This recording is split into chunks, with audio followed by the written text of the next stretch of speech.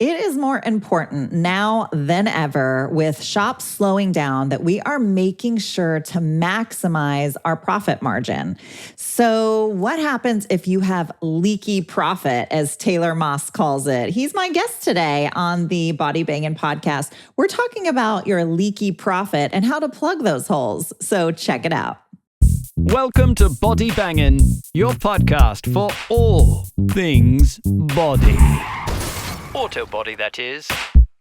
And now, introducing Body Bangin's host, Mickey Woods of Mickey Woods Marketing. Mickey is a former auto collision center owner and is now a marketing and business development expert to shops across the globe.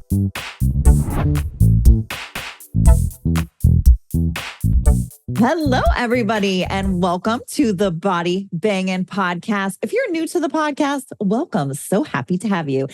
We are actually right now, if you haven't been listening, I know some of you have, and you're like, yeah, get on with it. But if you haven't been listening, we are interviewing people from the Southeast Collision Conference, all of the speakers, because there are a lot of people that got there and heard some speakers, but because there's more than one session happening at a time, you missed some of the other great speakers. So this gives you an opportunity to catch up on what you missed out on. Or if you heard it and you're like, that was so good, I want to hear them talk again. Well, you're in luck. You can today.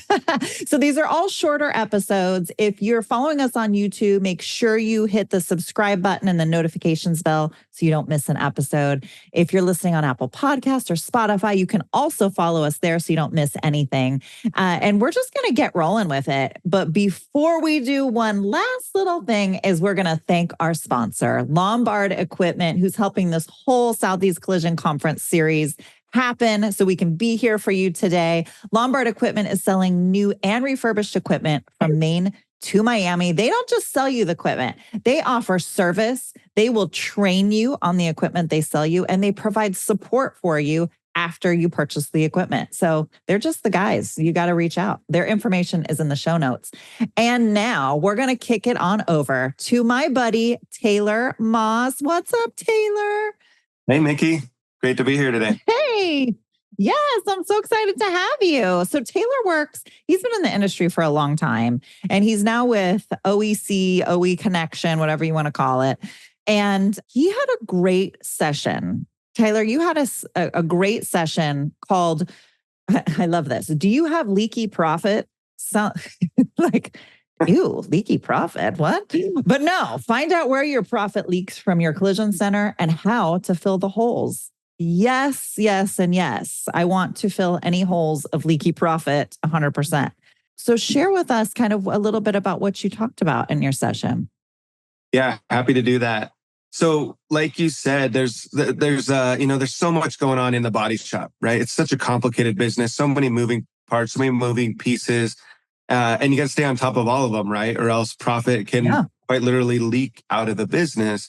So this presentation was really, really fun to research and to put together, because what we really centered on is we touched a lot of different areas where, that profit might be leaking out of your business. Things maybe you have never even thought about before, maybe other things that you have thought about but didn't really know how to solve them. We talked about some proactive steps you could take. So it was really meant to be, whether you were a shop owner, a shop manager, a front office person, CSR estimator, even a technician, and in the back of the house doing the production stuff. It was meant to give everyone in those groups something to think about of how they could get better at being a more profitable shop, right? My goal is to help shops be profitable so they can exist long into the future and build their business and take care of their people and take care of themselves. So. Absolutely. So do you find when you're kind of evaluating this kind of thing that there's one main leaky spot in the hose, if you will, that everybody seems to share in, or is it really different for every shop? I would say there's a few areas where it's challenging, and a lot of shops similarly have those problems, but it can be quite varied, right?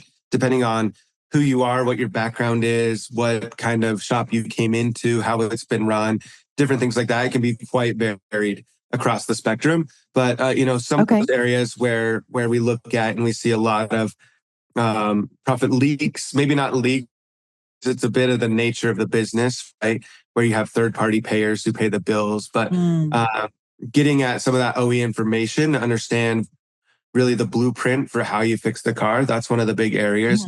My career has been a lot focused on repair logic and building access to those information. So, with repair logic, we find a lot of people either are doing work that they're not getting paid for because they didn't document it. That's one challenge, right? That's a big profit leak. If you're doing work and your techs are not getting paid for it, your estimator's not getting paid for it, you as the business owner are not getting paid for it, right? The other thing is that there's kind of this false sense of security in the estimating systems where you say, hey, we're going to R&I something. And it comes with a few things that they suggest that you should also R&I, right? So you immediately go and add those things and you think that's it, right? But we've done a lot of research on this and that's not it. There's a lot more that's generally missed. And those are R&I operations that if you're not doing, the manufacturer is specifying that you should be doing them, right? And if you're not doing those, you're not doing repair right. And if you're not doing them, you're obviously not getting paid for them as well. So it's really a critical piece to make sure, we're getting paid for the work we need to do and that we know what the work is that we're supposed to do. I think a lot of people think that the body shop is the expert on how to fix the vehicle, and they're really not, right? The manufacturer who built the vehicle is the expert on how it needs to get engineered back safely and how it needs to get repaired so that all that engineering stays intact. And so really, that was one of our major focus areas, but I think that's one that's widely applicable to a lot of shops.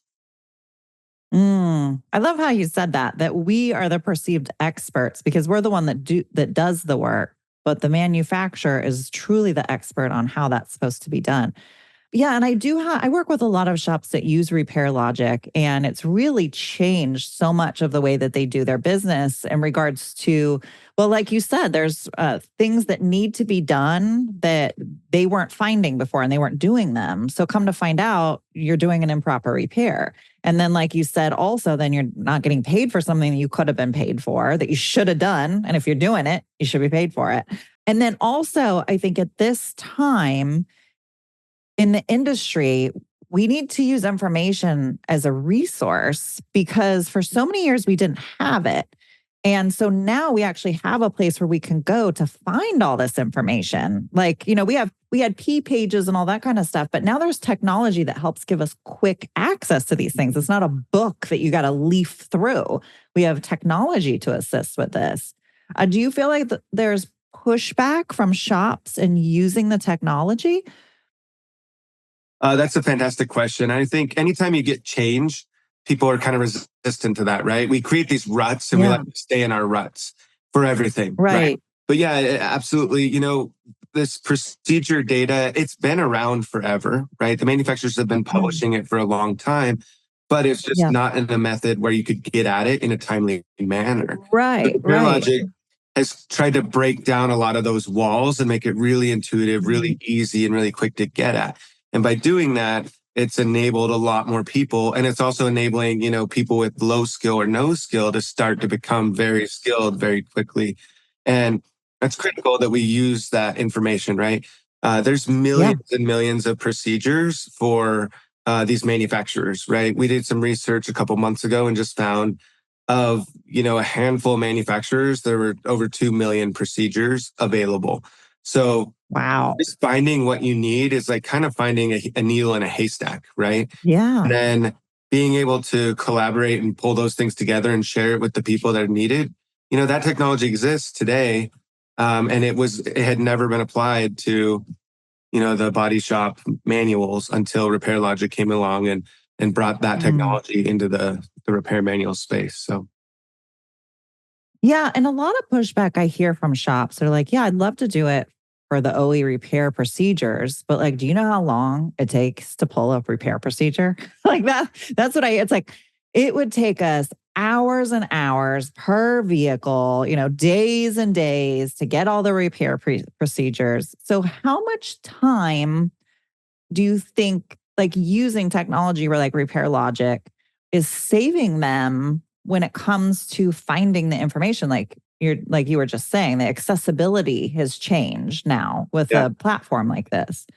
Absolutely. Yeah, you're spot on, right? If you went and researched in the old OE tools, right, their websites, it would take you hours and hours and hours. I think the Honda trainer, Yeah. when he first saw Repair Logic, he's like, it takes me 8 hours to research a Honda quarter panel. And he's the Honda trainer, right? So he does Wow. very familiar with Hondas. And he's like, Right. I love Repair Logic because I can do that in a half an hour, 40 minutes, right? Mm. And so it's a bit of, it's kind of a hard question to say, like, how much time do you save with research? It depends how much you research today, right? If you research every repair, this is going to take you from 4 to 8 hours down to like an hour, right? If you don't do any research or you do only sporadic research, it's still going to be way faster and way more intuitive. But Repair Logic's really built knowing this is the case, right? That not many people research today, that many people want to, but they feel overwhelmed by it, that a few people research a lot and they take a ton of time and it'll save them time. So it's kind of this crawl, walk, run strategy, right? We made it really accessible for brand new people, even people who don't have car experience. So they can start calling, right? They can start getting a procedure here and there and getting better. And then the people that have a little experience, they can start walking and get bigger and better repair plans until, you know, you've become a master and you can pull all the procedures needed. Those things will help tell you and inform you of other things that might or might not be needed on repairs. So very, very, you know, we knew there was this massive range of experience and that we needed to develop something that would be applicable to all of them at the same time. And I think we've done a fantastic job of doing that. My goal kind of going into it was like, hey, we need to make this so that my wife could find out like how to fix a car. And it's really cool with the 3D model and things that we've got there is she can actually say, yep, I can see that that thing's messed up. I can just touch it and get into what the procedure is for that part of the vehicle. That's cool. That's really neat. Well, you were talking about in your session, you were talking about like the different areas of leaky profit. And this piece of it is obviously huge. But you were saying there's like all these different positions. You know, as we know, there's a lot of positions in every body shop. Mm-hmm. So what are some other examples for other parts of the business where you're seeing that leaky profit happening? Yeah, absolutely. One of the other coolest areas I think is right up front when customers call into the body shop, right? My buddy Ryan Taylor over at Body Shop Booster's done some amazing work recently on just doing all these mystery calls and figuring out are body shops good at answering the phone or not. And, you know, guess what? Generally, they're not. It's like, pick up the phone. Usually. Hey, my car's messed up. I need some help. Okay, like, have you started an insurance claim? No. Okay, go start an insurance claim and then call us back. Like, that's the end, right? That customer's gone at that point. So I demoed some stuff from Ryan that's brand new, but it's a full AI phone call and it is unbelievable. This thing will answer the phones for your shop. You can get this today and it will show empathy. It'll show like advanced tools and training that you have for their vehicle, for that specific vehicle the customer has. It will walk them through setting up an appointment with you at your shop to get that estimate, whether you want to do like a photo estimate or an in-person estimate. It's unbelievable technology. And I think, you know, instead of like this funnel, right? It's a funnel. Sales is a funnel, right? The more people you put in, the more people come out. But we're losing so many people from that first phone call to estimate. And research says that it's about 43% of people fall out of the funnel at that point. And only 30 of those first phone calls make it to becoming a customer. So if we can give a better experience up front, I think that's incredible. Also, the AI, it doesn't sleep, right? So people call you at 8 p.m. They can move forward. They call you on the weekends, Sundays, Saturdays, doesn't matter. Like unreal, really cool technology in the front office area that you can implement today that will really help keep these really precious leads in your shop and get work done with you, especially as things kind of slow down and normalize back to normal backlogs and things like that. So that is some really cool tech we talked about, and I think phenomenal. If also kind of Chat GPT, how do you use Chat GPT to help your body shop? All Chat GPT is free, right? Whatever you can think up to have it help you, all that's some free technology and really cool stuff. Too. And for Ryan's like AI, I've had some experience with it as well. AI is so interesting and I love it. Well, always give pushback when people rely on AI instead of doing their jobs. And it's like, no, you still have to participate in this. Like you just don't turn it over to the robot and we're just done. Not yet. Yeah, not yet. But I do love it. And I always tell my shops that I am coaching and working with when we're doing marketing with them that the person calling you is 3 times more likely to show up to your shop if you book an appointment, have them book an appointment. If you set an appointment time versus just saying, come on in. We're here till 8 p.m., Monday through Friday, come on in. They're 3 times more likely to show up if you actually give them a day and time to show up. I mean, if you think about it, like you have to go to the doctor's office. They're like, yeah, come in anytime next week. We're here till 5. You're like, yeah. This is not something you really want to do. Exactly. You may or may not go. But if you have the day and time and you're going to go, especially if you have like a text reminder that reminds you to show up, that increases it even more. So like I agree with you. There's so many ways that we can increase profit. And I love what you're talking about because it's not just once you have the car. There are so many other profit centers that are those customers, those guests, those potential guests and coming in. So yeah, I think it's a great point. I feel like I had another question about you. Let me look over this. Yeah, I like that. Plug those gaps and fill your profit cup. That's good. Did you write that up or did you use Chat GPT for that? I might have had this little Chat GPT blurb help on it to make it more interesting for sure. Yeah, no, it's good. It's good. Did you have any questions? Sorry, go ahead. I was just going to say, I think my favorite was at the session, one of the shops was from rural West Virginia, and they said, hey, this is cool, but can it do hillbilly, accent? So we pulled it up right there.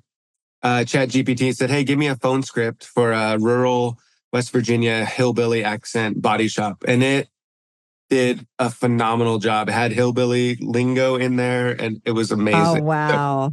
So if you're like, oh, I don't want it to sound too canned, guess what? It can do, Southern accent. It could do a Northeastern, it could do wherever you're from and you want to imitate. I was blown away. It was so cool that it was like, Cletus Repair Facility. Howdy, how y'all doing?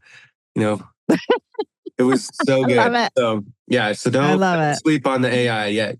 It's not going to replace anyone, like you said, but you can leverage it to really amplify your efforts. So absolutely.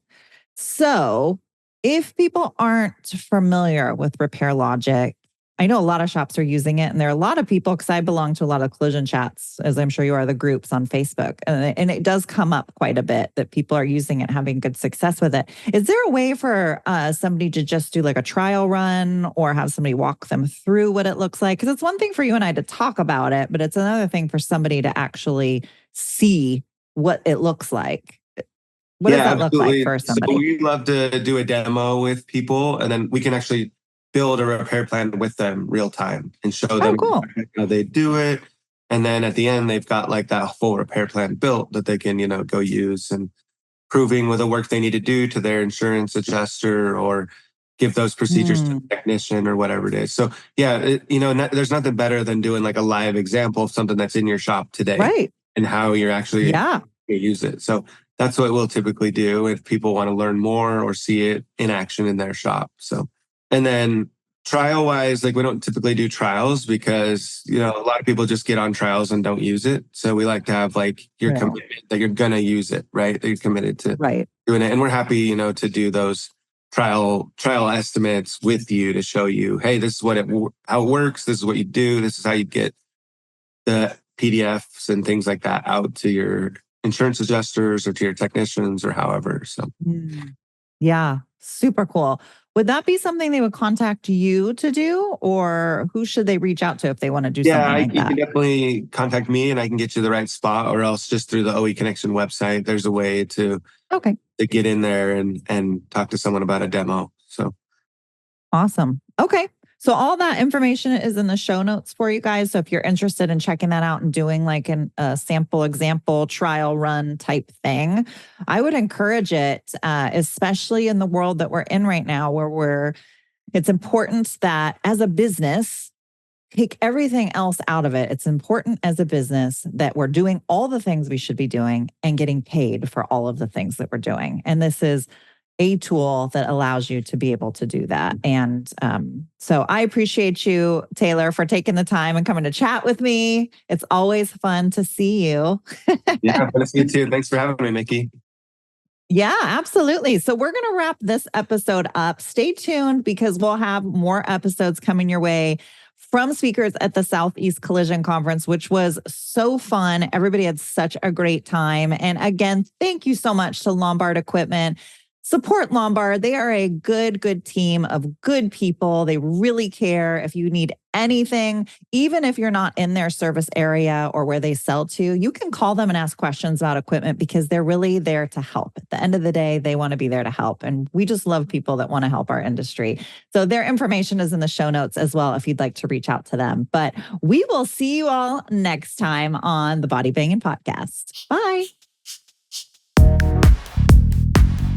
If you enjoyed today's show, make sure you hit the subscribe button. We have some incredible topics and guests coming your way you will not want to miss. If you are watching on YouTube and don't want to miss the latest and greatest, you'll want to hit the bell after subscribing, so you will get a pop-up each time a video podcast goes live. To our devoted fans, would you mind paying it forward and sharing this little gem with someone else you think may benefit from it? Much love from all of us here at Body Bangin', all things auto body.